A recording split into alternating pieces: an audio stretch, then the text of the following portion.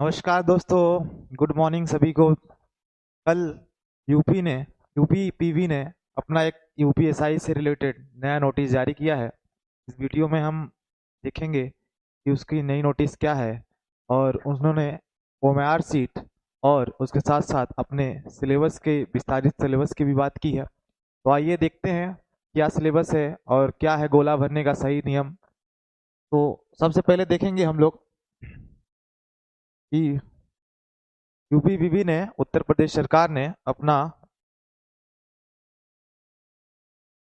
नया नोटिस जारी किया है, लिखित परीक्षा प्रक्रिया का नया नोटिस जारी किया है और ओएमआर उत्तर पत्रक भरने का निर्देश भी जारी किया है। कल 14 जनवरी को ये नोटिस जारी हुआ है। इसमें बताया है, आपको पहले बता दें कि यूपीएसआई का एग्जाम डेट 14 और 15 मार्च को निर्धारित किया गया है। तो जो बच्चे तैयारी कर रहे हैं वो अपने डेट को ध्यान देते हुए तैयारी करें। 14-15 मार्च 2026।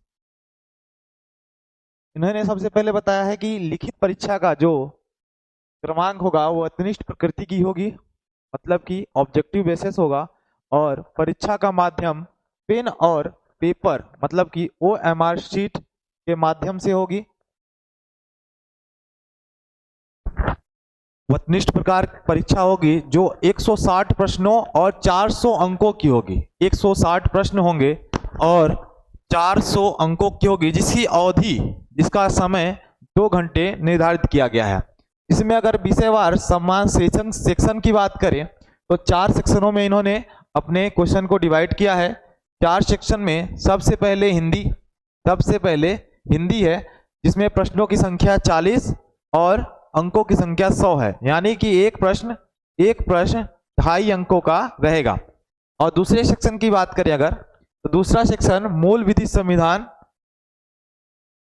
और सामान्य ज्ञान जीएस का रहेगा। ये भी 40 प्रश्न रहेंगे और 100 अंक के रहेंगे। और तीसरा सेक्शन इन्होंने डिवाइड किया है संख्यात्मक और मानसिक योग्यता परीक्षा, मतलब कि एक तरह से बोल दिया जाए तो मैथमेटिक्स को भी 40 क्वेश्चन रहेंगे और 100 अंक के रहेंगे। अगला सेक्शन की बात करें तो चौथा सेक्शन इन्होंने रीजनिंग और तार्किक परीक्षा के लिए दिया है, जिसमें 40 प्रश्न रहेंगे और ये भी 100 अंक के होंगे। इन्होंने नीचे बताया भी है कि 4 भाग होंगे और प्रत्येक सही उत्तर के लिए 2.5 अंक मिलेंगे। और लिखित परीक्षा में प्रत्येक विषय सेक्शन में 35% अंक और कुल 50% अंक प्राप्त करने पर ही विफल रहने वाले अभ्यर्थियों भर्ती के लिए पात्र नहीं हो। यानी कि आपके जो ये 100 नंबर के अंक हैं, इसमें एक सेक्शन में 35%, यानी कि 35 नंबर और एक टोटल 400 में 50%, यानी कि 200 नंबर आप लाएंगे तभी आप क्या कहते हैं कि उसके मेरिट सूची के लिए पात्र होगे। यानी अगर आप 200 नंबर से कम नंबर लाते हैं तो आप पहले ही बाहर हो जाएंगे, आप उस विफल माने जाएंगे। अगली इन्होंने बताई है अपने नोटिस में कि इनका जो ओएमआर शीट है वो गोला भरने का रूल क्या रहेगा। इन्होंने सबसे पहले बताया है गोला को मिटाने अथवा दोबारा भरने का प्रयत्न न करें, यानी कि जो विद्यार्थी एक बार किसी गोले को भर देते हैं उसको दोबारा मिटाए ना और दोबारा उसको और तेजी के पेन के साथ न भरे। इसी प्रश्न से एक से अधिक उत्तर गलत माना जाएगा, यानी कि अगर कोई अभ्यर्थी पहले बार कोई टिक लगा देता है और उसे लगता है कि वो प्रश्न गलत हो गया या उत्तर गलत उन्होंने दे दिया और दूसरा गोला जो सही उत्तर है उसमें लगाता है, तब भी वो प्रश्न गलत माना जाएगा, चाहे वो सही उत्तर भी लगाया हो। यानी कि एक प्रश्न के लिए आप सिर्फ एक ही गोला लगाएं और वही मान्य होगा। इन्होंने बोला है कि एक बार उत्तर अंकित किए जाने के बाद उसे बदला नहीं जा सकता। गलत निशान या कोई निशान ओएमआर शीट स्कैनर के द्वारा पढ़ा नहीं जा सकता। ये जो आपकी ओएमआर शीट होती है उसको चेक करने के लिए स्कैनर का प्रयोग किया जाता है, इसीलिए उन्होंने पहले ही ये बता दिया है कि 2 उत्तर मान्य नहीं होगा। इसीलिए सभी विद्यार्थी जब कोई उत्तर का लगाए गोला तो सोच समझ के ही लगाएं।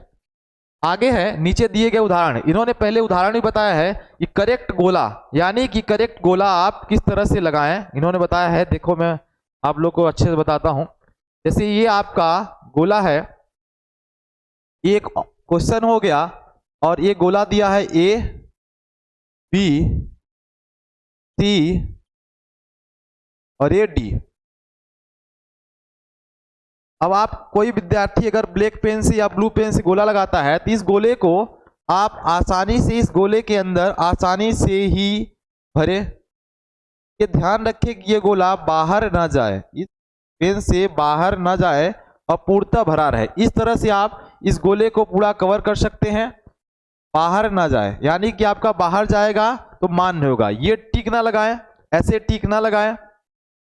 फिर अगर आगे है ये इस तरह से एक टिक भी ना लगाएं कि बहुत सारे विद्यार्थी जैसे ये दिया है ए बी सी और डी, ऐसे लगा के ऐसे सही का निशान लगा देते हैं कि ए सही है। तो ऐसी भी गलती ना करें, नहीं तो आपका क्वेश्चन अमान्य माना जाएगा। कि हाफ गोला भी ना लगाएं, बहुत सारे विद्यार्थी ऐसे लगाते हैं गोला, ये ऐसे लगा के आधा गोला लगाते हैं और आधे में भूल जाते हैं।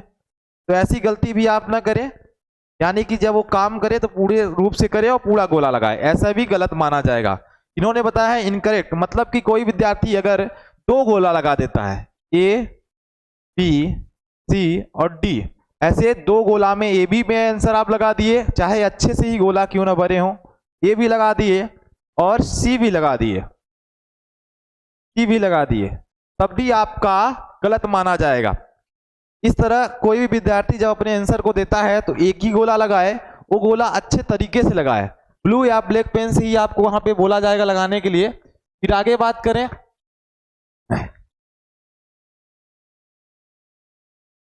तो आगे है अंकों का प्रथमत प्रमाणीकरण किया जाएगा।